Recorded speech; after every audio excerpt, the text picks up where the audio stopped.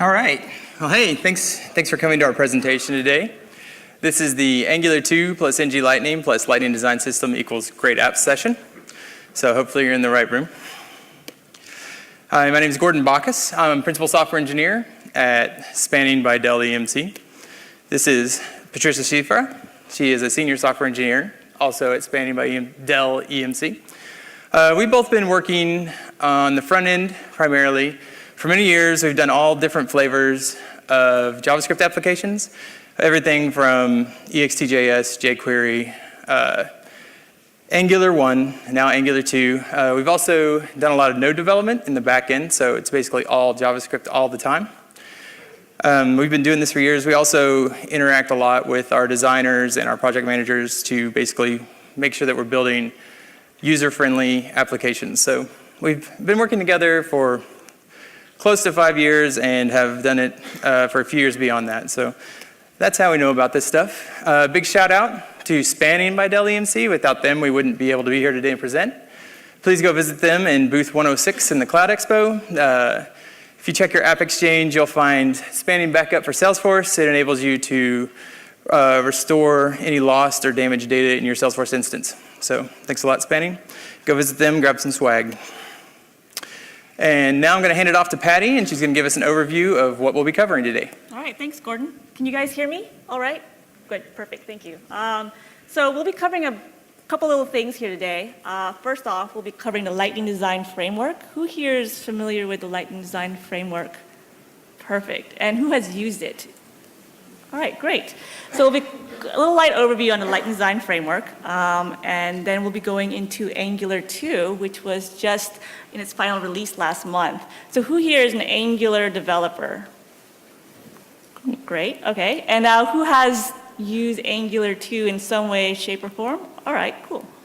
So the ones that have kind of used Angular2, you guys are probably familiar that Angular2 is kind of a big departure from Angular1.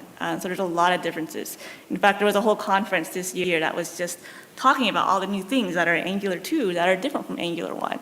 So for the sake of time, we're only going to be touching a little bit of the differences between Angular2 and 1 in today's talk. And then we're going to go with the Ng-Lightning framework. Have you guys, anyone used the Ng-Lightning framework? Cool. So the Ng-Lightning framework is a framework that is built upon Angular2 that uses the Lightning Design framework. So basically it has directives and components that are styled using the Lightning Design concept, but it's built upon Angular2 and TypeScript. And finally, for those who are interested in delving deeper and working with Angular2, we'll be going over tools and debugging tips and tricks for writing in TypeScript, for those who haven't really done it before. And those who are interested in debugging complex applications like Angular2. So Lightning Design System, it seems like a lot of you guys are familiar with it. Collection of design patterns, components, and guidelines for creating unified UI for the Salesforce ecosystem.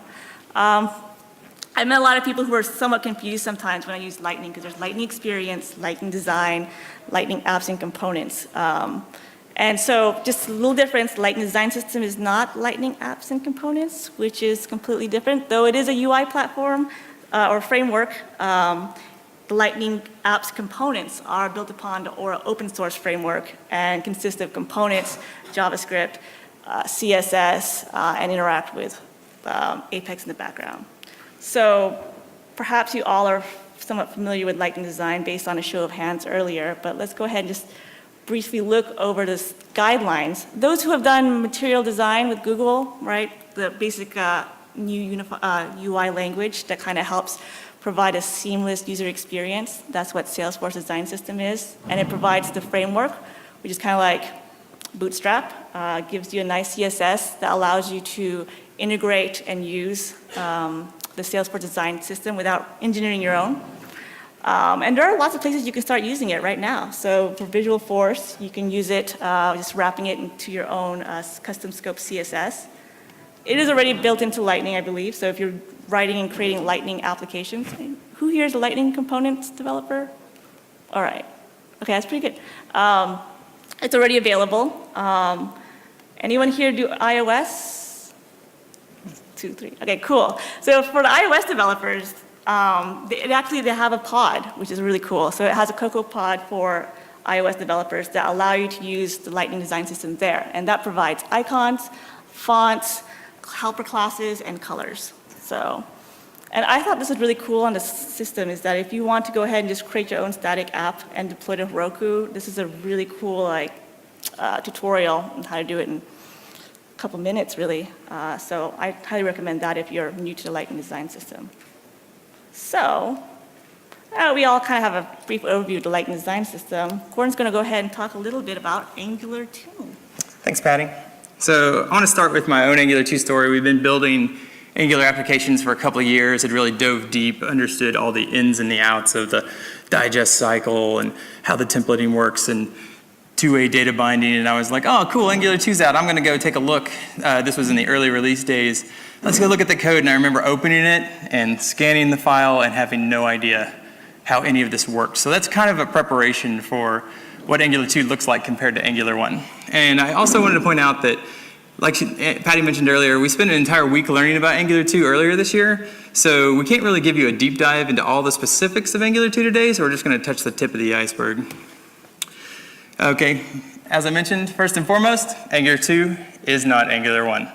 Forget all the things you know about Angular 1, just start fresh with Angular2, and then you'll go back and be like, oh yeah, I see kind of how these things are the same. But okay, so first thing to know about Angular2 is it's written in TypeScript. TypeScript is a transpiled language from Microsoft that brings strong typing to JavaScript. It is used by the Angular team to develop Angular2, so it is literally integrated into the language. You can use plain JavaScript if you want, but it really is going to go against all the tooling and all the things they've made available as advantages in Angular2, so you kind of have to just bite the bullet and learn TypeScript. The main thing about TypeScript, obviously from the name, is that it's strongly typed. There are native types like Boolean, integer, string, double. And then there are custom types like where you can create custom objects, enums, generics, basically not native objects that are typed. So I wanted to take you over to the TypeScript page. So these actually all have really good documentation, and I think that's a place where we've gotten a lot better in the JavaScript community is now typically your tools have pretty decent documentation, so I'd encourage you to go and look at all these sites. This is the TypeScript handbook, and here is the definition of a TypeScript. You'll notice that it uses the let variable declaration, so we're using ES6, and then this colon notation is how you tell the compiler what your variables should be. So we have Booleans, we have numbers, we have strings. There's also advanced types. So here this class person declares that there's a person object, and so you can have a function that says I only accept person parameters. We're going to be using a demo application today, and this is going to be available. It's available in GitHub. We're going to post to the chatter for this session following. I strongly encourage you to go pull it down and play with it. But from this you can see where we're using types. Here's a simple task definition where we're creating a simple task component. And in here we have the different properties that are numbers, strings, and Booleans. And then if I go to the component that's using the task component. Oh. View. 1 second. I don't think that works in IntelliJ.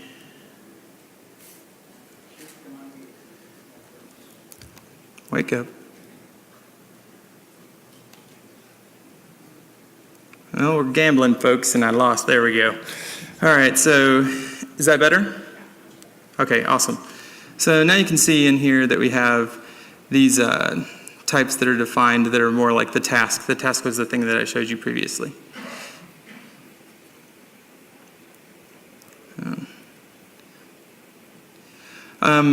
Other things about TypeScript that you need to know, let me plus this, is it provides all ES6 features. So regardless of if it's supported in the browser, it's implemented in TypeScript, and then it transpiles it to JavaScript. So you can use all the brand new ES6 features that are available. Things like the let and const variable declaration classes. It also extends upon it and supports things like interfaces. So any of you out there that have ever done Java development, you're like, this sounds pretty familiar. You'll find a lot of that in TypeScript. wanted to point out some more advanced types for enums. So while we've had generally things like this in JavaScript for a while, they weren't enforced enums, and now they are. If they're in TypeScript, you're only allowed to use the specific properties. You're not going to have undefined lookups like you would in ordinary JavaScript. And then I also wanted to show you generics. So if you're a Java and Apex developer, something like this looks very familiar to you, and you probably said, ooh. And if you're a JavaScript developer, you probably said, ew. So you can give suggestions about what types are going to be injected into functions.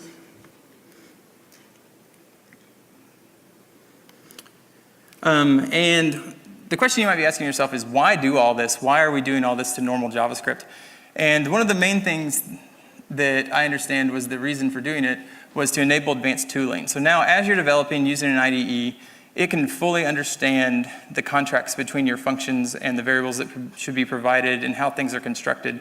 And it can dig deeper into how that is going to work. So basically during the compilation phase, it can decide if you're making mistakes or not. So there's no more of writing JavaScript that looks like valid syntax and then you are handing the wrong property to a function and things blow up in the UI. You'll know about it during development. So it enables those kinds of tooling advantages.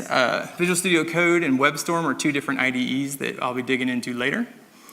And as I mentioned previously, components in TypeScript are defined as classes, and then TypeScript gives us inheritance through interfaces, and also all those nice ES6 features like big arrow, generators, you name it, it's all available in TypeScript. And so it removes the need for you to worry about browser support.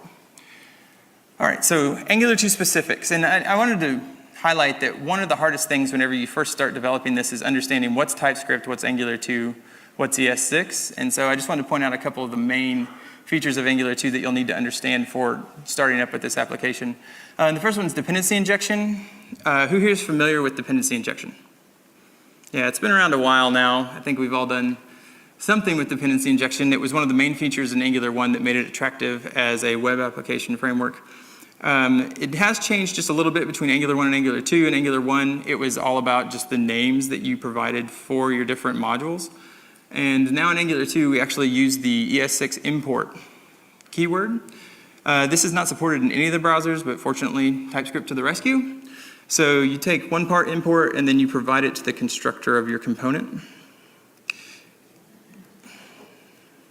Man. We may have to restart IntelliJ. It lost its mind. Well, at any rate, you can see the import statements here, and then this is a constructor. So for the task service, these are the two dependencies that it has that would have been injected through string manipulation in Angular1 and Angular2. We actually import them directly and then provide them to the constructor.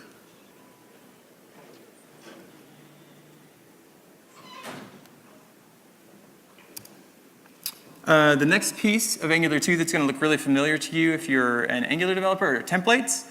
Essentially in Angular, templates are superpowered HTML. So it's how you bind values in your JavaScript that you've written to a view in the UI. There's basically three different kinds of bindings you can do. There's the interpolation binding, where it basically means there's a value that I set in my JavaScript, and that's going to show up in the UI. And if I change it in my JavaScript, it gets reflected in the UI.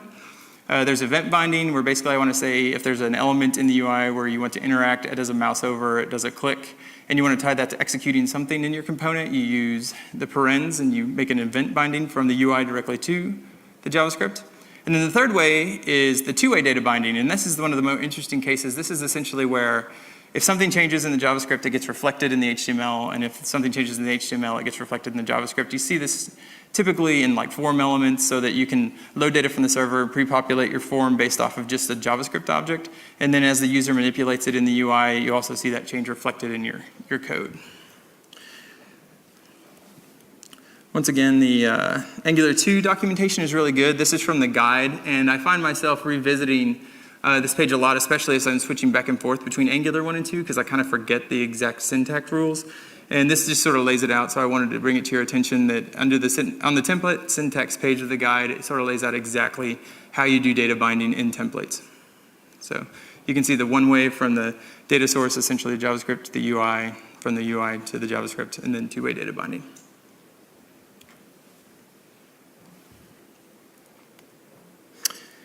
Okay, so that is our tip of the iceberg overview of Angular 2. I'm now going to hand it back to Patty, and she's going to take us into Ng-Lightning. Cool. So we touched a little bit on Angular 2 components, a little bit of TypeScript. I think you guys saw some TypeScript, and Ng-Lightning design framework. So now there is the Salesforce Lightning design framework. So there's Ng-Lightning, which is an open source framework. It's out there on GitHub. It's been around not too long, less than a year, and it's in developer preview mode. So a little bit of warning before you dive in and use it in production. So it's a library that contains native Angular 2 components, directives written in TypeScript using the Lightning design system and CSS framework. There is a nifty site out there.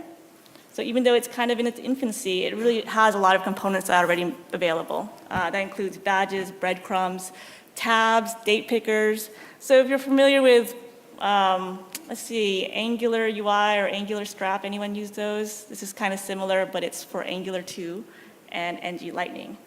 So let's see here. Before you go ahead and start diving in, though, there are a couple limitations I'd like to highlight. First off, there is a place that I would not recommend using that, and that is Salesforce components. With the new Locker service, it prevents importing third-party outside libraries, and most importantly, it locks down the DOM. So it's not just specific to Ng-Lightning or Angular 2. It's basically there's some limitations with JavaScript frameworks for Lightning components. So where I would recommend, where you would probably want to use this demo or what we're kind of showing today, if you want to build a standalone application, creating Angular 2 with Lightning design, and let's say you're interacting with Salesforce REST APIs in the back, this would be a great solution. You can still use it in Visualforce pages. You just need to transpile your TypeScript code. And if you really want it in your app, you can create a web app and surface it within your Canvas application. This would work fine. So now, let's go ahead and jump into a demo of a simple to-do list using the Ng-Lightning framework. So this is a simple to-do application, nothing fancy, but I tried to use some directives. I wrote maybe 3 lines of CSS, so this is all using the design that it provides. So here I'm going to mark some stuff complete. My little dashboard tells me that I'm getting close to my goal up to today. And as you can see, when I'm toggling between my tabs, the router is being updated, the Angular router, so it knows where I'm at in the router tree, and it's loading the correct content associated with that state. So this is something that's cool that Ng-Lightning provides, and you can wire it in with Angular 2. It also provides things like modals. I didn't have to code a modal. It already has an Ng-Lightning modal, so new task, medium, high, and Ng forms. And badges. So I think there's about 3 or 4 Ng directives that I've included in this demo that you can use in. And it was really easy and painless to integrate. So how do we get this? How do you start using this? Well, first, you're going to want to include it in your package JSON. Let me go ahead and pull that up. Is it here? Here we go. And can you guys see that? So obviously, you're going to want to put it in your package JSON, and it's the Ng-Lightning. Now, I think there was one other person that worked with the Ng-Lightning framework, and for me, as a workaround, I had to make sure that Tether was also included in my dependencies. I received some issues, and on the web, it seems like there's also some issues with that. If you're wondering what Tether is, it's just a really light library, JavaScript library that does simple element placement. So that's just one thing. And then, so once you have that loaded, come on. You're going to want to go ahead and inject that into your application. So Gordon kind of talked about dependency injection. I'm trying to figure this out here. Here, we have the import ng module from Ng-Lightning. And just make sure you have that included. And you're ready to rock and roll. And here you could kind of see that we're using ng to L tabs. Those are directives that Lightning provides. And there's also button elements, tab elements. So pretty simple. And Gordon's going to go ahead and go over other parts of Angular 2 specific things in this demo app. Thanks, Patty. So yes, when you look at this application, one thing you'll notice is the .ts that indicates these are TypeScript files. And then it also shows you, you can configure whether or not you actually want to see the JavaScript that gets compiled to. There's not a good reason, hopefully, for you to look at that unless you run into some really bad problems. It also generates this JavaScript map file for tying the two together. So typically, whenever we look at this, we see the import statements at the top. Import is an ES6 feature, and then annotations are how you define things in Angular2. So this ng module says we're creating an ng module. So most of the Angular2 specific things will be indicated with an annotation. This is basically where we set up all of the dependencies for the entire application. If we lead down into a specific component, let's see. So this is our specific component. You'll notice the @component annotation. That's basically how you tell it, I'm defining a component that can be used here, and then you export the class associated with that component, right? I also wanted to point out that in our sample application, we do templates two different ways, which I could see. There we go. So we have separate HTML files. This is something you're familiar with if you've used Angular1 to build applications. And then we also do top-level template injection just using multi-line strings. So that's what you're seeing here. So if you're wondering why some modules have HTML files associated with them and some of them don't, it's up to you as a developer how you define the HTML to be used by your component. And we sort of did a mixed bag just to exercise all the different tasks. One more thing I wanted to point out is that the main thing to know about the Ng-Lightning components that you're using is they always start with the NGL prefix. There's good examples on that website that show specifically how to use those guys, typically the simplest case. But it's a good place to start, like for the tabs to see the base layout of what it should look like in your HTML, and then any functions that you need to implement to support, like tab switching, or if you want to do something specific when you click a particular tab.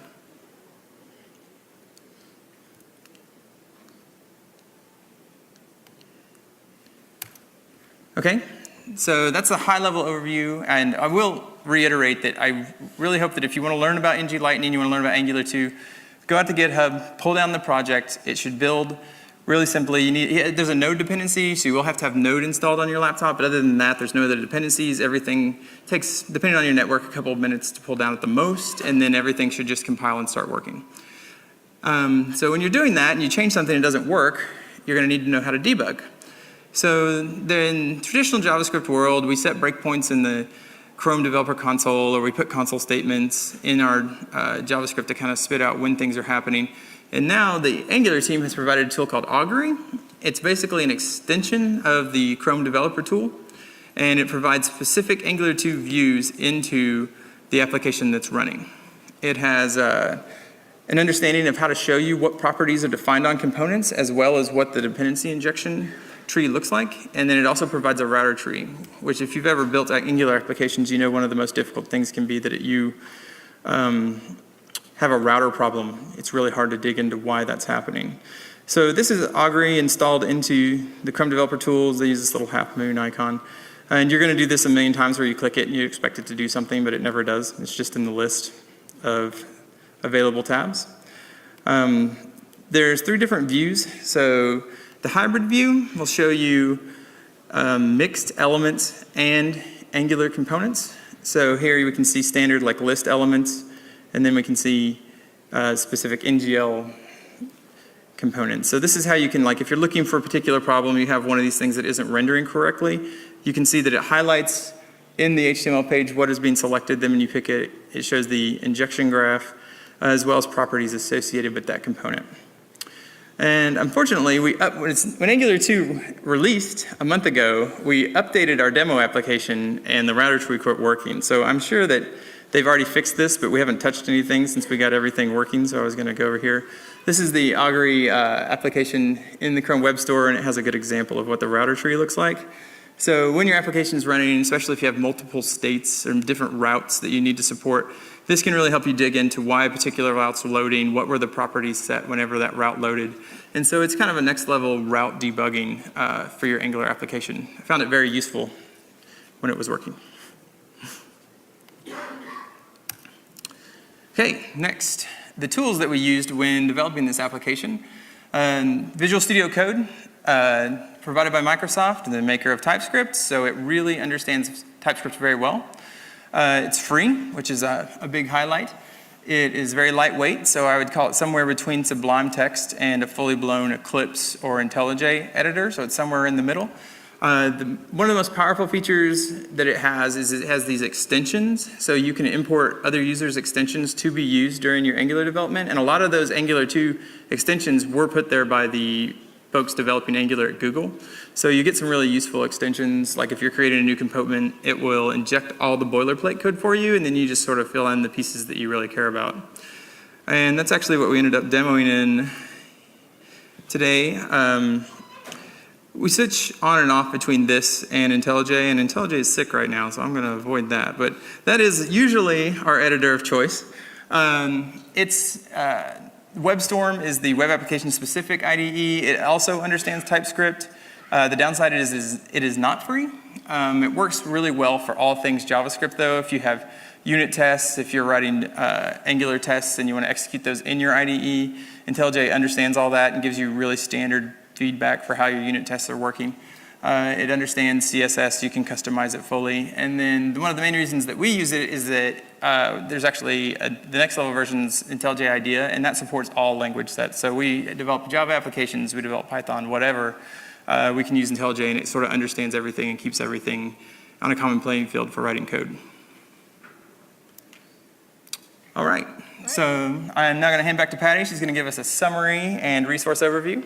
Yeah, that's about wraps it up. So a little review of what we just covered, Lightning Design System, which most of you are familiar with.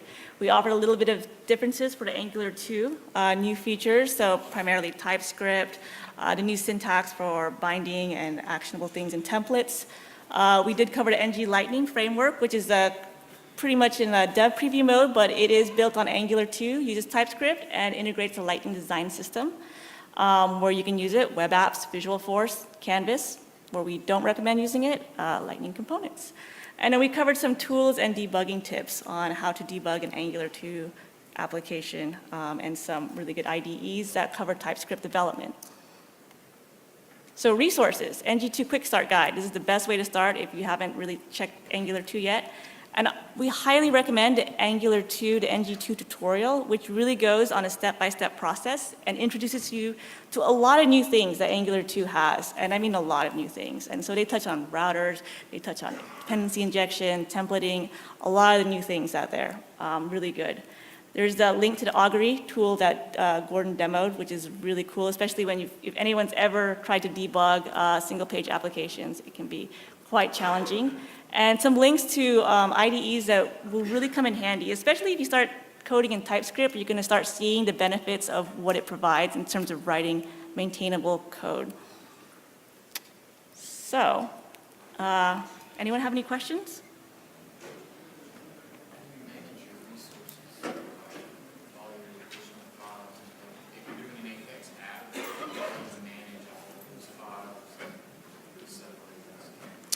So the question is, if you're building an Apex app, how do you manage all the files that are associated with an Angular 2 app using Ng-Lightning, essentially?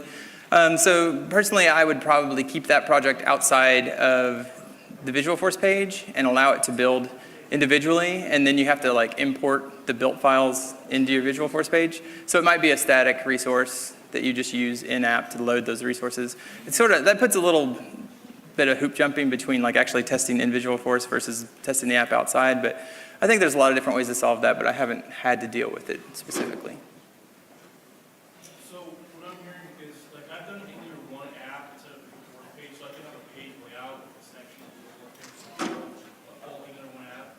Now, if my organization wants to move to Lightning, and there's like Lightning components and Lightning things in there, can I still have a section of that, like full-fledged Angular 2? Or is what you're saying, because I can't do Ng-Lightning experience, that won't work. It's like either I'm writing a whole Lightning app, or it's like all or nothing kind of deal, or can I do like a section of, I'm not, the reason I'm asking is I haven't gone to Lightning yet, so I don't know how those modules work yet. Like, if I use the Visualforce page layout, it's like there's all the page layouts on my frame for one of my Visualforce pages.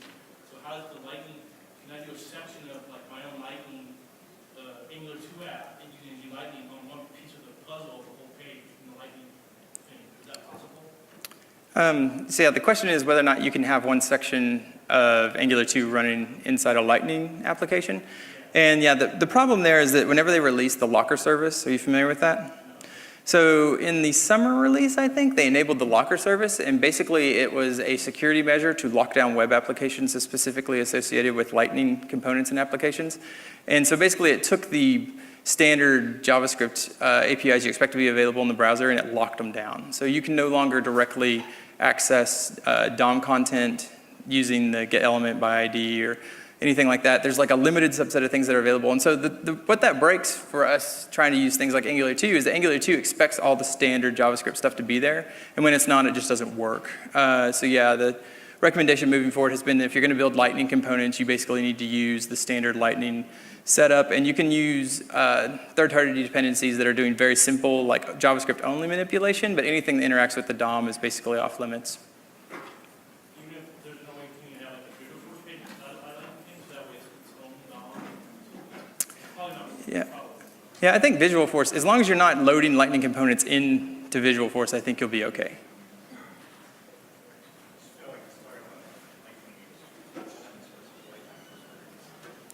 Oh. I'm totally not, I haven't got dive into Lightning, that's why I'm asking. I know, like, for example, like, in all these demos, you always see, like, here, look, you know, here's, like, big data objects. Like, look, I did my little row.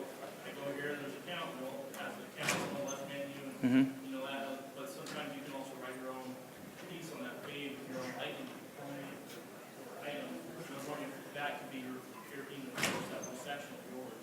That way, it's not stepping on the DOM of their stuff, it's just don't have running. Right. So yeah, there's definitely a clear break between the Lightning design system, which is what makes everything look like the new Lightning UI, and the Lightning components, which is sort of the Visual Force page of the future, I guess. In it, you know, the Lightning components are how you interact with Apex controllers and get access to Salesforce data. And yeah, that's where it's bringing third-party libraries. You can write a base Lightning component that can do everything you want, and you can use the Lightning design system as of the winter release. It's actually included for free in those two things together, but it's just bringing in the Angular 2 part that makes that broken. And you can still use Canvas, right? Right, and you can always use Canvas, but that's just an individual web app running out by itself. Regarding the locker service, would it be possible to have a separate instance of Angular within each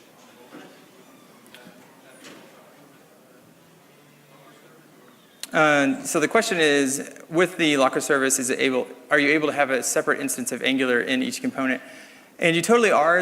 You could actually nothing preventing you. The Lightning component setup now has the ability to import resources. So you could totally load in Angular, but the problem is that you would have to patch Angular to work in the Aura framework for accessing DOM elements. And typically it's not going to be worth your time to try and patch the third-party library to understand how to interact with Aura. Any other questions? Is there a way that you can share the GitHub Yes. URL? Yeah, we'll be sharing and posting the presentation and the GitHub URL to the demo app on Chatter. To the chatter feed, right? Yeah, the Chatter feed. Sweet. Well, thank you guys. Feel free to grab us in the hallway or anywhere if you see us around. Ask us questions about any of this content. Thanks.